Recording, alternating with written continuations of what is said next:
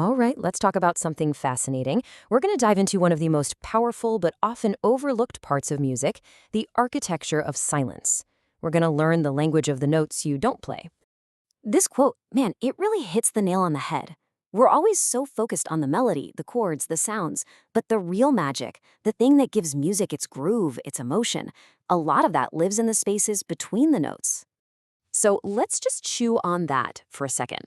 What if silence is actually the secret ingredient, the thing that gives music its shape, its feeling, its power? Well, that's what we're here to figure out.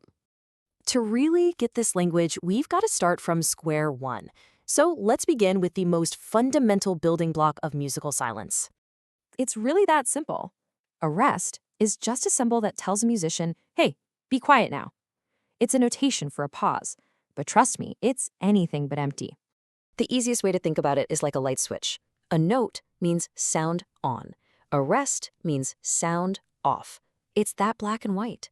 This is the core relationship in all of music.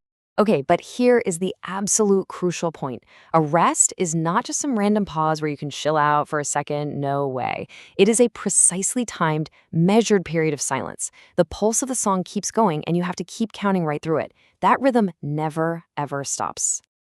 So how do we time this silence? Well, it turns out the system is actually really clever and, perfectly symmetrical to how we time sound.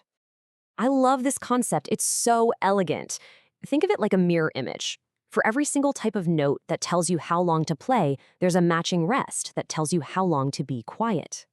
And you can see exactly how it breaks down here. You got a 4-beat whole note, bam, there's a 4-beat whole rest to match. A 2-beat half note has a 2-beat half rest. A 1-beat quarter note has a 1-beat quarter rest. It's a perfect one-to-one relationship all the way down the line.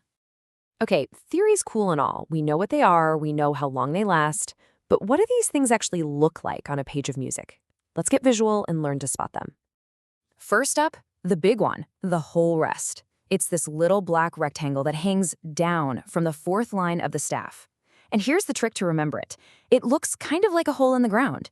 You fall down into a hole, right? Now meet its very confusing cousin, the half rest. It's also a little black rectangle, but this one sits on top of the third line. The memory trick here is that it looks like a little top hat, just sitting there. Yeah, I know what you're thinking. They look almost identical, and every musician has mixed these two up at some point. It's so easy to do. So how do we solve this? We use something called the hat trick. It's a lifesaver, seriously. Just think about it. A whole rest is heavier. It's worth 4 beats, so it's heavy enough to hang down from the line, like a hole. But a half rest is lighter, only 2 beats, so it's light enough to just sit on top of the line, like a hat. Heavy hangs, light sits. Simple. All right, now for the one you're going to see everywhere, the quarter rest. 1 beat of silence. This guy's got a really unique look. Some people say it's a lightning bolt. I kind of see a squiggly Z and C mashed together. Whatever you see, once you learn it, you can't miss it. And for the faster rests, it gets even easier. The 8th rest looks like a fancy number 7 with 1 little ball on it. The 16th rest, same 7, but you guessed it, it has 2 balls. So the rule is dead simple. Just count the balls. So we've got the theory down, we can spot the symbols. Now for the good stuff. How does all this technical stuff translate into the music we actually hear? And more importantly, feel. But before we get to the creative side, there's one last little rule of the road you need to know. Think of it as a pro tip for reading music, and it involves our friend, the whole rest. So this is called the empty measure rule. Sometimes you'll see a whole rest written in a measure that doesn't even have 4 beats, like a waltz in 3/4 time. It's not a typo. It's just a musical shorthand that means, hey, this entire bar is silent. It's a clean way to just say, don't play. Okay, we've got all the technical stuff, all the symbols, all the rules, but why should you, as a listener or a musician or a songwriter, actually care so much about these little squiggles for silence? Well, here's why it's so important. Imagine trying to read a book with no commas, no periods, no paragraphs. It'd be a breathless, confusing mess, right? Rests are the punctuation of music.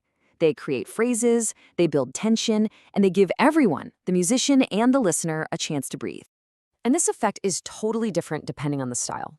In funk or pop music, it's those tight, sudden stops, those quarter rests that create that punchy, danceable groove. It's the silence that makes you want to move. But in a slow ballad, that long pause after a powerful emotional note, that silence is where the feeling truly lands and sinks in. And that brings us right back to the main takeaway here. Silence isn't a void. It's not just nothing. In music, silence is a deliberate choice. It's an instrument all on its own, used to shape rhythm, emotion, and the entire structure of a song. It's just as important as any note you could ever play. So the next time you listen to your favorite song, I want you to really listen, but listen for the spaces. Listen for the rests, because now you understand the secret architecture behind the sound. So the only real question left is, what are you going to build with it?